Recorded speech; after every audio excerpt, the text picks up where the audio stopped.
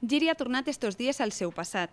Veïns i visitants han disfrutat del patrimoni històric edetà i han pogut conèixer de primera mà els principals monuments i descobrir els personatges de cada època i la seva indumentària. Amb motiu de les festes de Sant Vicent Ferrer de Llíria 2011, Turisme Llíria i l'Escola Taller Edeta han organitzat una jornada de portes obertes del patrimoni històric de Llíria amb visites guiades en cadascun dels monuments que participen en el programa a unes hores marcades amb vestuari d'època. Comencem la jornada de portes obertes, anem a recrear la història de Llíria, anem a anar obrint de manera cronològica mausoleus romans, Molí de la Parra, Església del Bon Pastor, Església de la Sang. Així començava este itinerari que ha recorregut quasi 20 segles d'història edetana i ha tingut com a escenari els monuments històrics de la ciutat. Esta iglesia es del siglo XIII y es monumento nacional y también bien de interés cultural.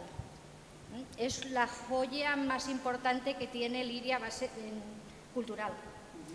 Explicacions com aquestes ens ajudaran a descobrir l'indumentària de l'època, a més de conèixer els principals monuments de Llíria.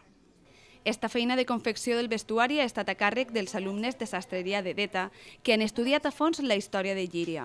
Per a fer els tratges ha sigut un treball d'investigació perquè basant-nos en pintures, en figures, en l'arqueologia, en bibliografia que n'hi ha, hem procurat plasmar els modals, els teixits, les fornitures, la manera de cosir-les, més adequat a cada època. Els protagonistes d'esta exposició vivent han sigut els alumnes de turisme que han protagonitzat aquestes visites guiades. Estem en el Museu Arqueològic i estic explicant un poc a la gent l'època ibera i l'època medieval. I el meu company explica l'època romana. S'han alegrat molt de veure les joies que portaven, els pentinats, els tratges, i està la gent aprenent coses que no sabien.